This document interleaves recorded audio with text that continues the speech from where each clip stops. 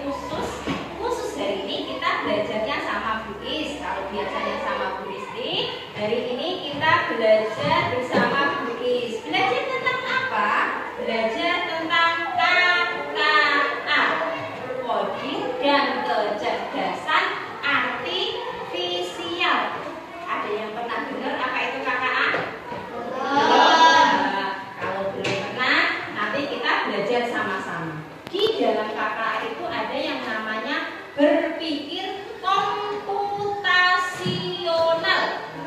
Kalau kalian berpikir apa? Dengar kata komputasional itu berarti apa, Cak? Logika.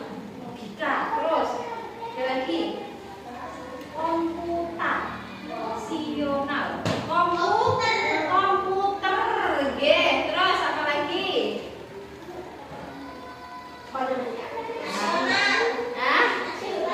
Nasional. Mungkin ada hubungannya juga. Nanti coba kita korek sama-sama, kita korek bareng-bareng. Apa sih berpikir komputasional itu? Nanti pada pertemuan kali ini diharapkan anak-anak bisa menjelaskan tentang pengertian berpikir komputasional dengan benar.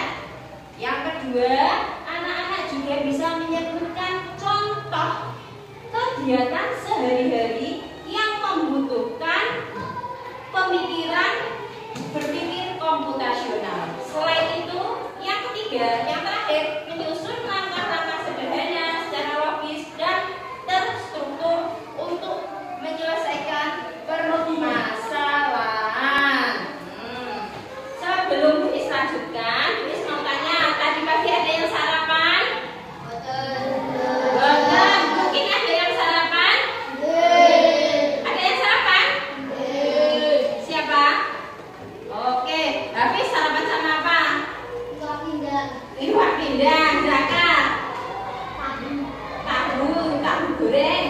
Oke, ini sampean Mas. Mie apa? Mie goreng. Mas Nuril sarapan sama mie goreng. Buat sendiri apa dibuat ke Ibu? Buat sendiri. Oke, coba Mas Nuril ceritakan cara membuat mie goreng. Bumbu mie tadi. Terus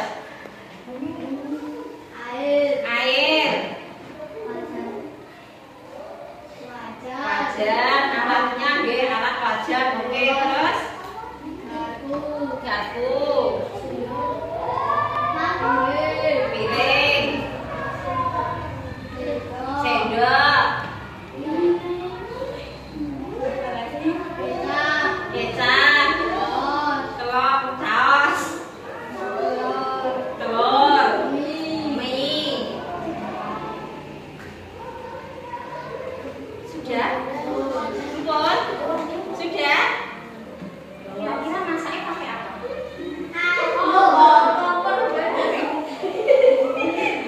Pakai kompor? Berarti butuh kompor juga ya. Oke. Nah, tadi ternyata Mas Nuril sudah melakukan berpikir komputasional. Secara tidak langsung dia sudah melaksanakan kegiatan yang dilakukan dengan cara berpikir komputasional. Untuk lebih jelasnya, ayo kita simak bareng-bareng video ini. Pengenalan computational thinking. Hai teman kece, coba tebak apa artinya computational thinking atau berpikir komputasional? Adakah yang bermata jeli dan melihat kata komputasional di sini? Jadi mungkin ada hubungannya dengan komputer ya? Iya, betul sekali. Jempol buat kamu yang sudah menebak dengan benar. Berpikir komputasional adalah proses berpikir untuk menyelesaikan masalah dengan efektif dan efisien. Dalam ilmu komputer, proses berpikir ini dilakukan sebelum mulai menulis coding atau pemrograman. Jika sudah direncanakan dengan baik, maka coding yang ditulis akan sesuai dengan kebutuhan dan dapat diselesaikan dengan cepat dan tepat. Tapi ternyata berpikir komputasional juga bisa dilakukan tanpa komputer dan tanpa internet loh. Malah sebenarnya kita pun sudah menerapkannya dalam kehidupan sehari-hari. Mulai dari menggosok gigi, mencatat ringkasan pelajaran, hingga menyiapkan tas untuk sekolah besok. Wah, kalau kita sudah bisa menerapkannya setiap hari, berarti kita semua sudah mahir dong. Eits, belum tentu. Contoh-contoh tadi kan menerapkan berpikir komputasional pada masalah yang sederhana. Masih banyak nih masalah yang lebih kompleks, seperti misalnya mengatur keuangan bulanan, apa yang harus dilakukan kalau kamu tersesat di tempat baru, hingga memilih jurusan dan karir. Lalu yang lebih penting lagi, ketika kamu dewasa nanti, kamu akan menghadapi era industri 4 dan bahkan 5.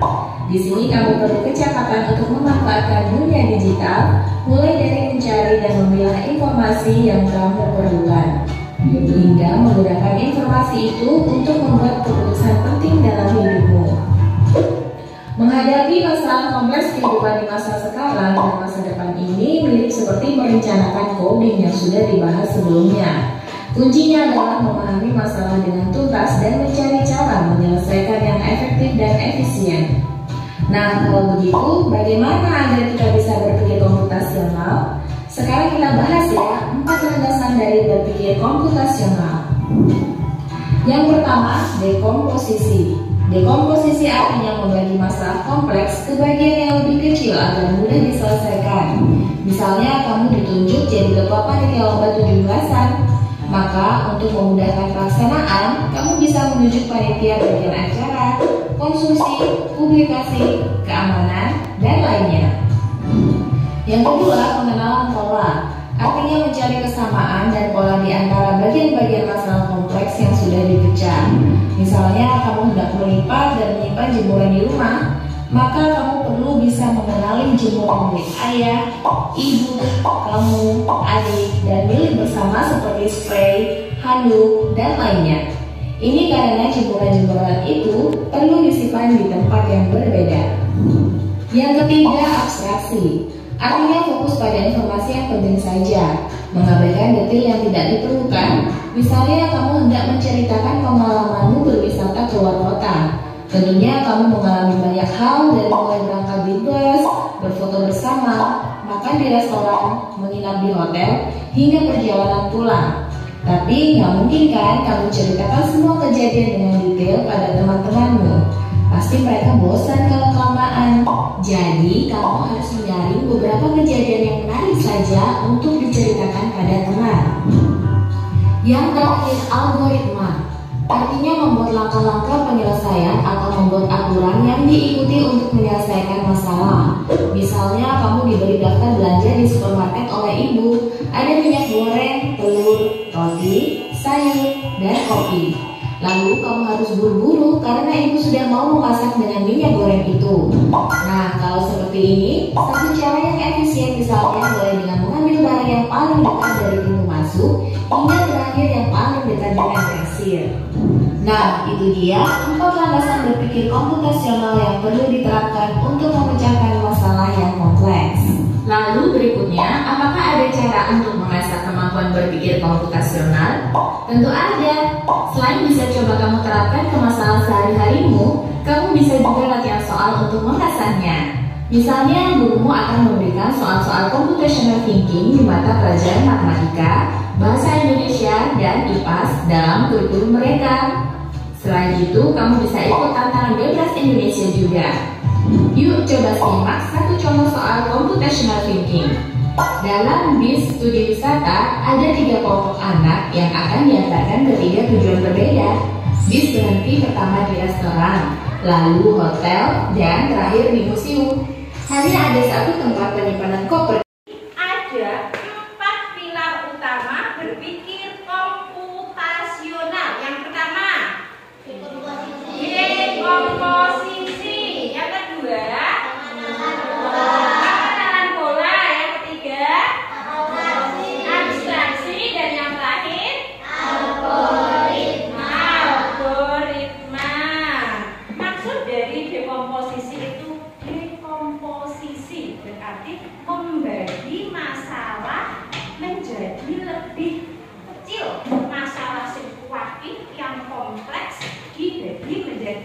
bagian-bagian yang kecil. Contohnya, ngerti nate minum kopi?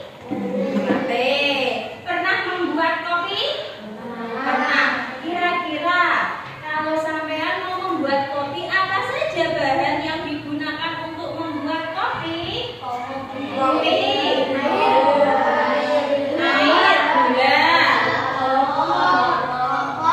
kompor, cangkir, panci.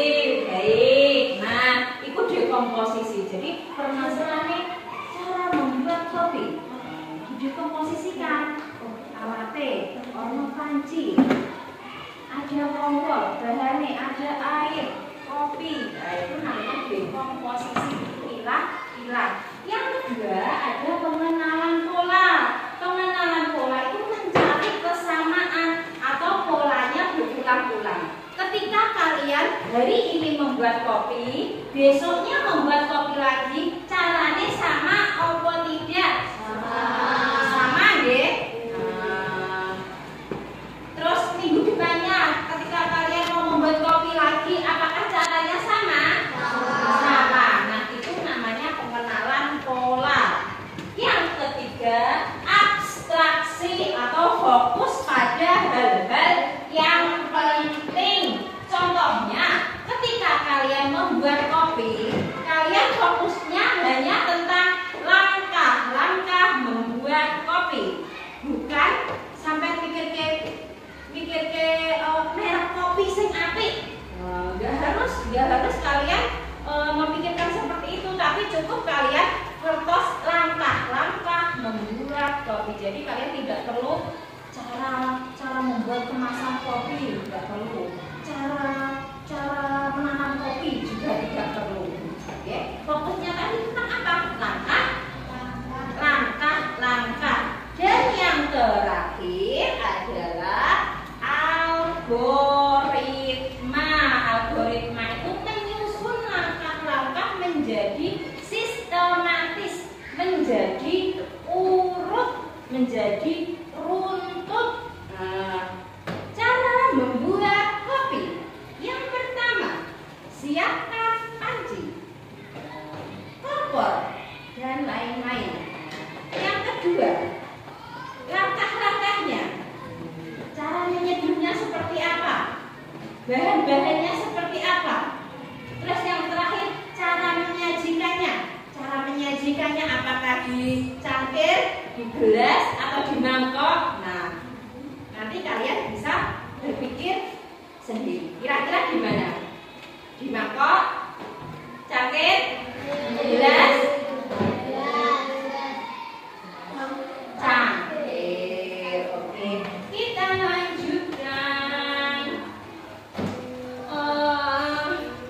Bu Is, ada sebuah permainan.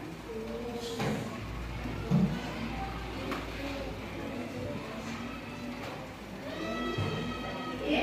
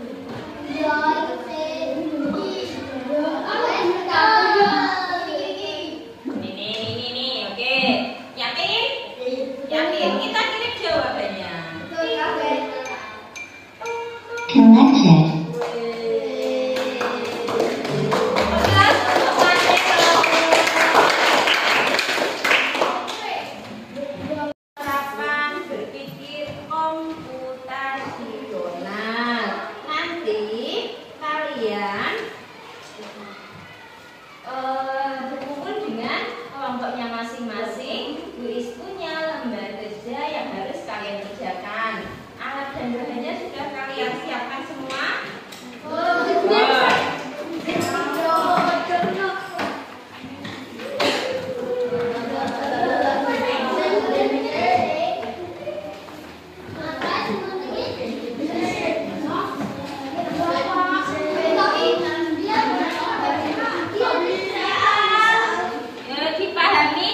Dipahami dulu ya.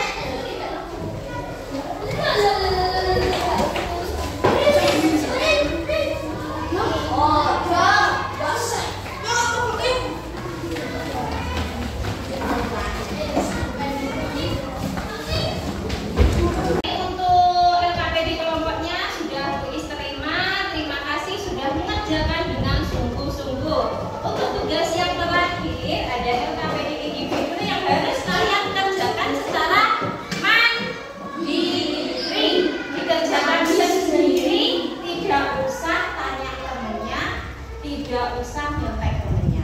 Oke, percaya dengan kemampuan diri sendiri. Nanti anak-anak boleh pilih LKPD yang sudah disiapkan.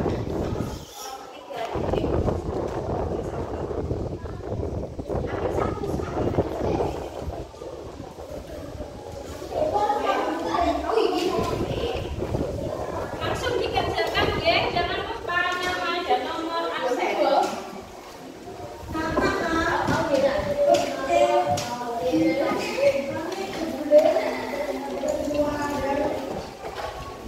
Dipahami dulu perintahnya, itu disuruh Rama.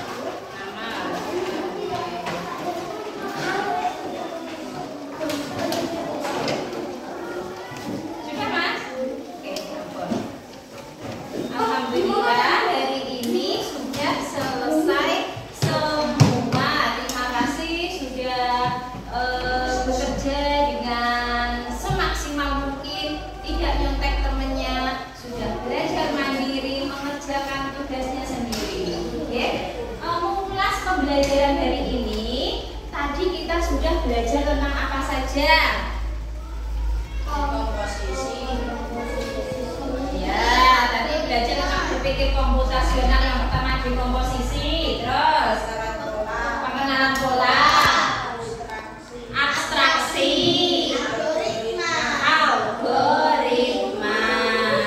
Nah, itu semua terangkum dalam pembelajaran dan kecerdasan artifisial.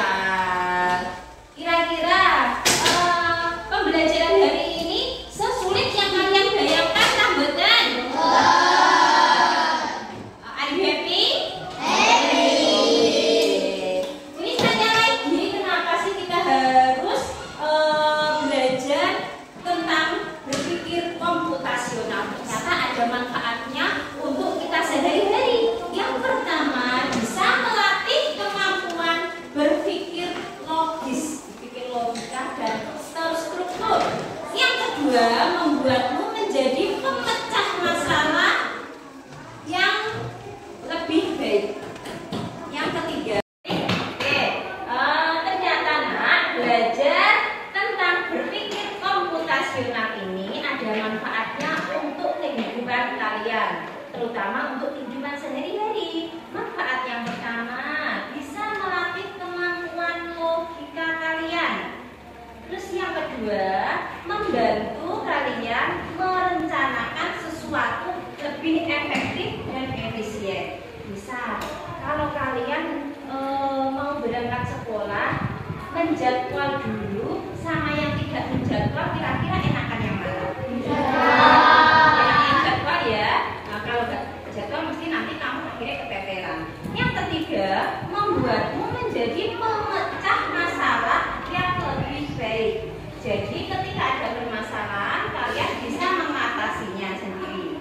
Yang keempat, meningkatkan kreativitas dalam mencari solusi. Nah, ada satu permasalahan beberapa solusi. Nah, jadi tidak hanya solusi, tidak hanya satu solusi, tapi beberapa solusi bisa untuk. Nah, dari yang terakhir untuk pembelajaran selanjutnya, coding selanjutnya, nanti kita bisa memakai perangkat laptop, atau memakai tablet.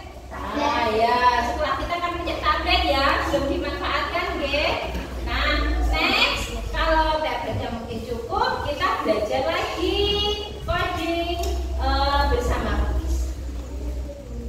Tulis kira. Ada yang mau ditanyakan?